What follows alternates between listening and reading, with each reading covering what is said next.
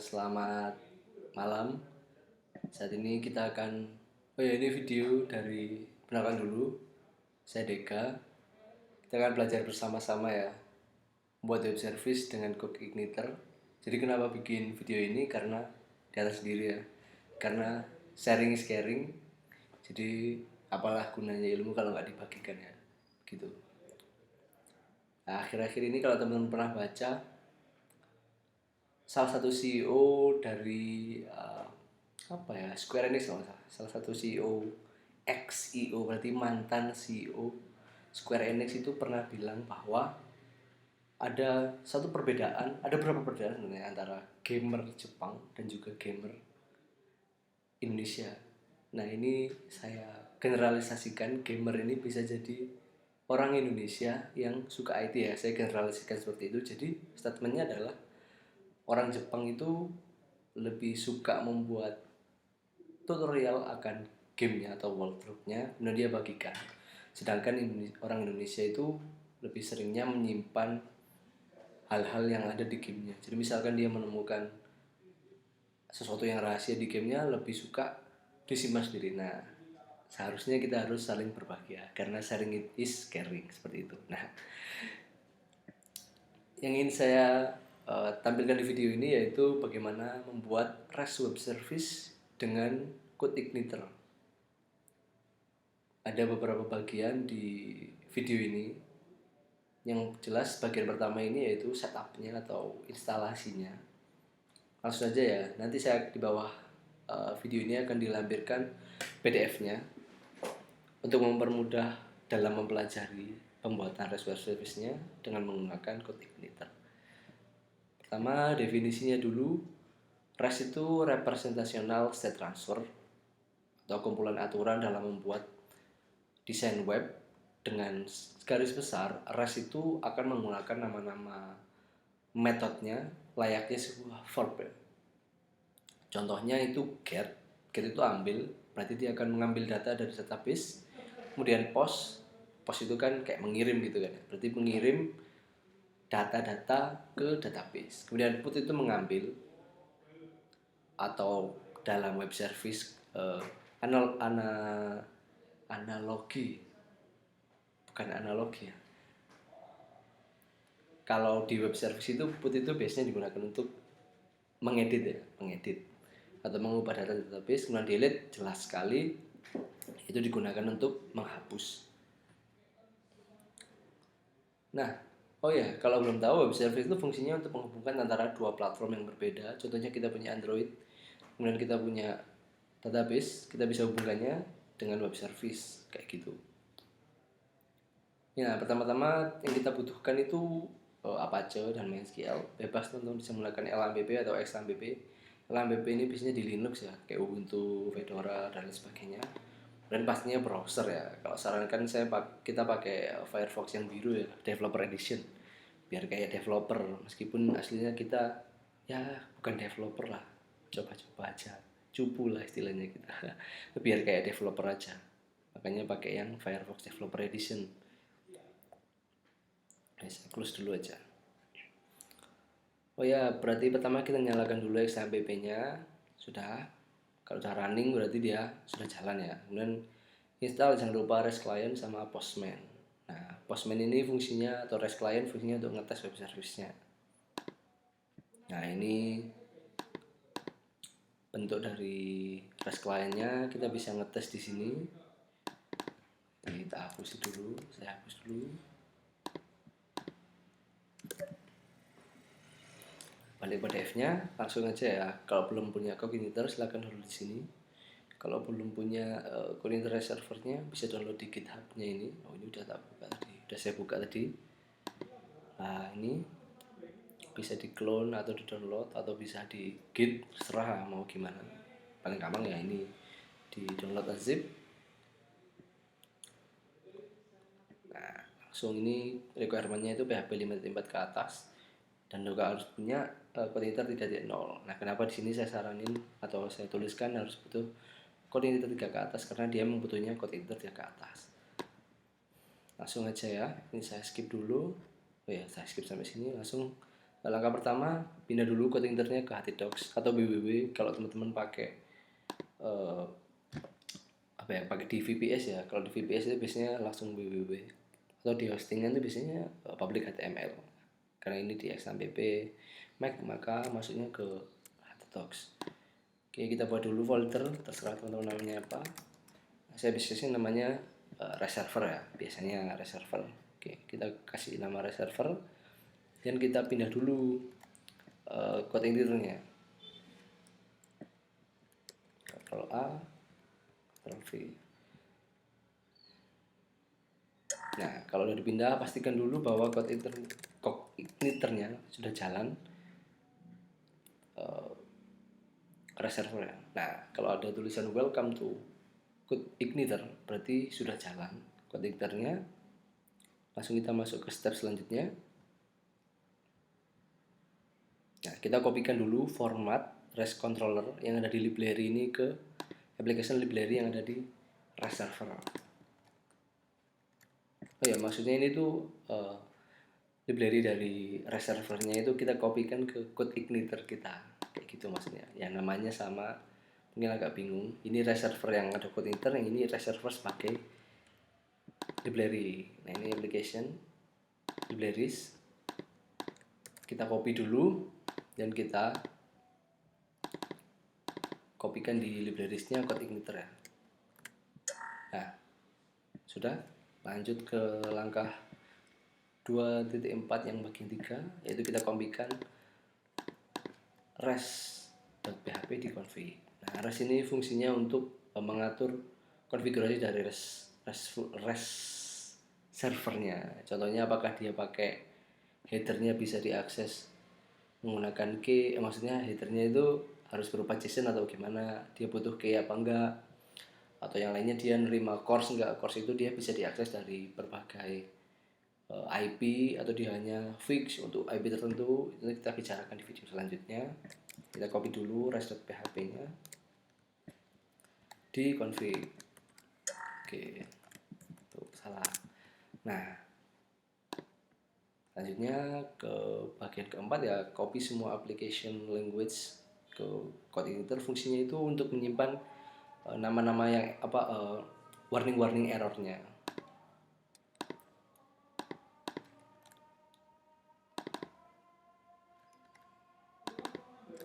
Nah, ini kita copy dulu language-nya, kita save di code editornya, kita replace.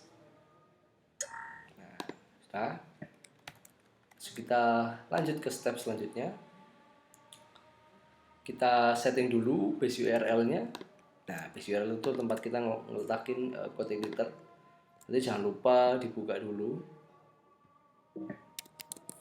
Ini saya close, ini kayaknya project yang berbeda. Nah, ini kita copy dulu ya. Maksudnya bukan kita copy, kita buka dulu.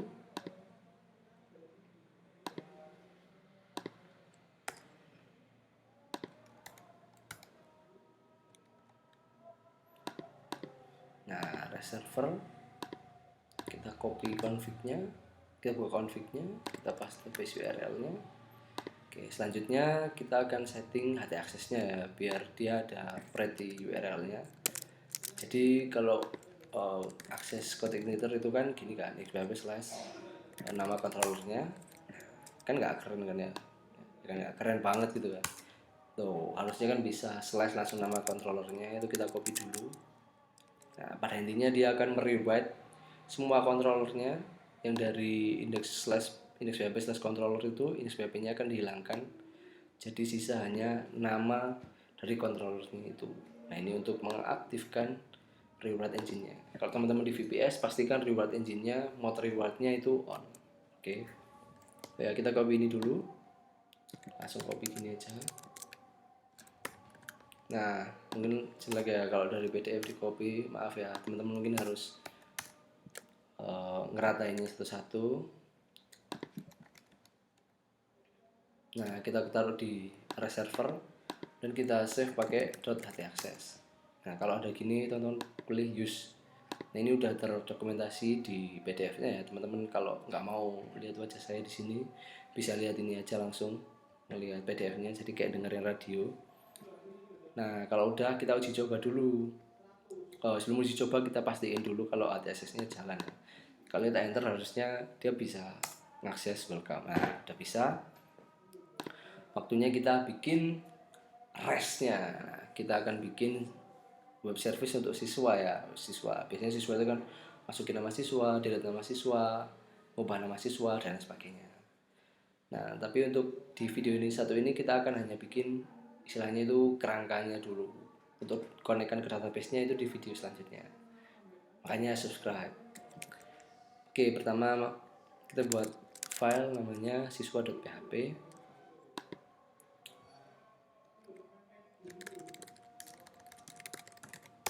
Nah, teman-teman tinggal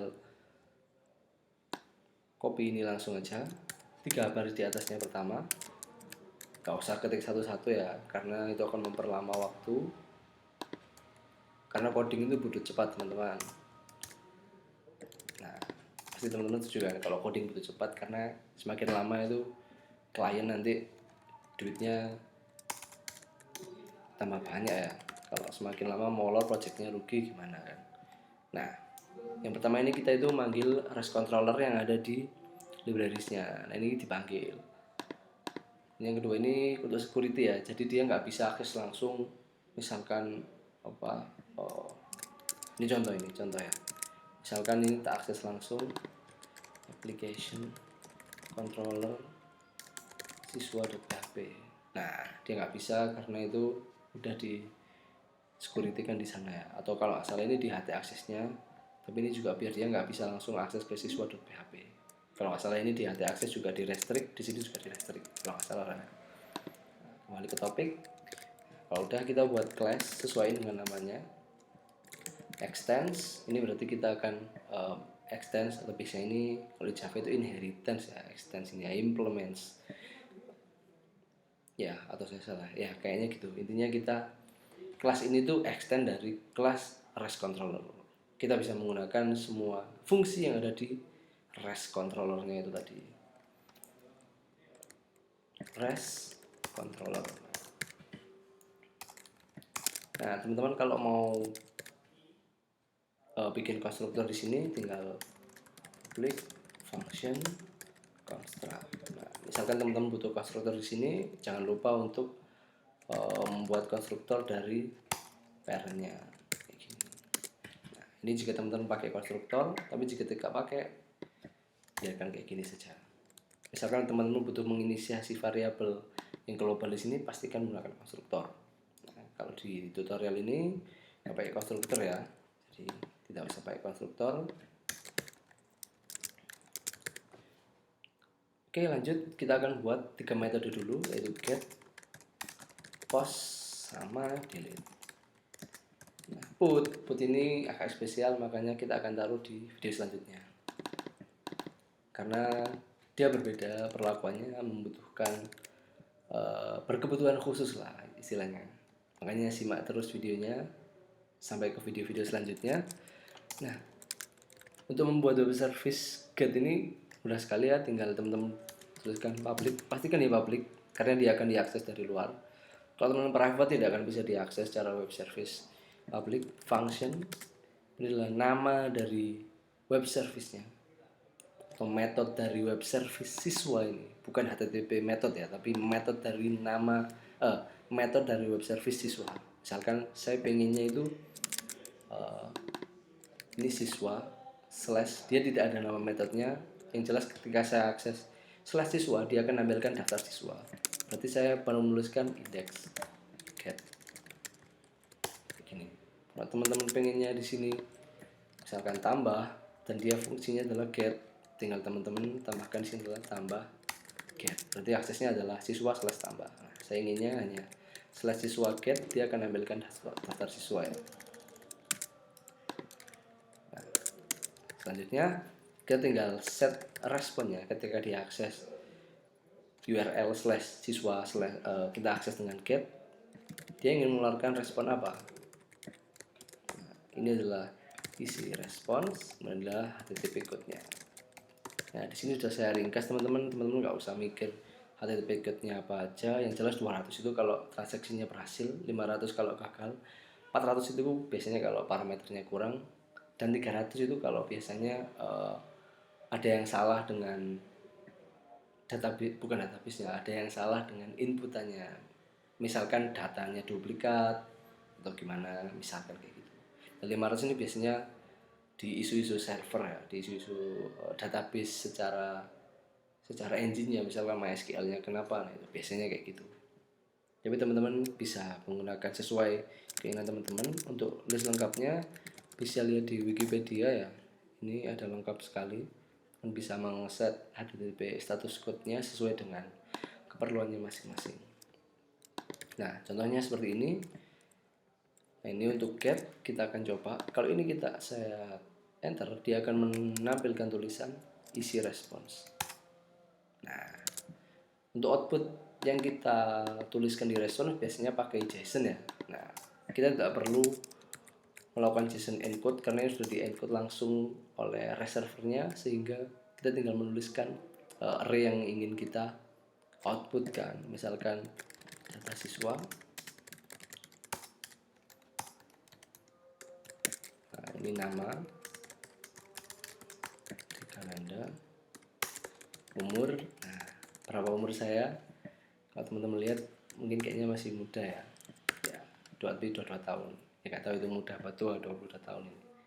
Nah, misalkan kayak gini, kita tinggal ganti responsnya menjadi data siswa, otomatis dia akan jadi JSON. Nah, kenapa JSON? Karena di rest.php-nya ini settingannya adalah JSON untuk outputnya. Teman-teman bisa menggunakan format lain, misalkan XML. Nah, untuk dokumentasi lengkap bisa lihat di sini ya. Nah, selanjutnya kita akan buat struktur untuk post dan juga delete-nya.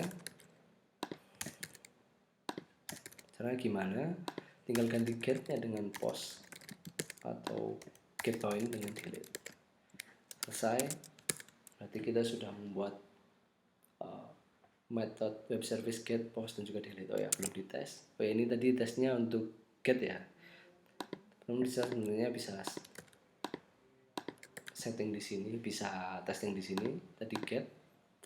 Nah, kita send, dia akan mengeluarkan JSON. Nah, ini outputnya adalah JSON. Nah, di sini sebenarnya tidak ada headernya ya. Harusnya kan kita harus filter content type-nya application JSON. Tapi karena kita belum mengotak-atik sama sekali rest.php-nya, maka kita bisa mengakses web service-nya tanpa content type application JSON.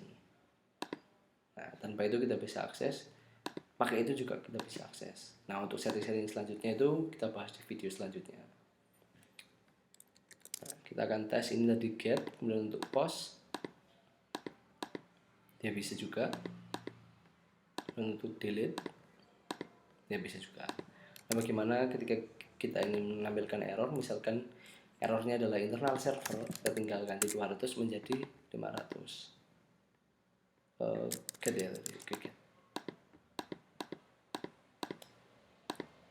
Nah, dia akan menampilkan internal server error, tapi JSON-nya masih muncul. Nah, harusnya ketika dia 500 dia tidak menampilkan JSON yang seperti ini ya. Harusnya JSON-nya adalah error message. Harusnya kalau 500 something wrong. Harusnya seperti ini ya kalau dia kasusnya adalah 500. Oke. Mungkin untuk video pertama ini untuk setupnya seperti itu. Semoga teman-teman bisa memahaminya. Nanti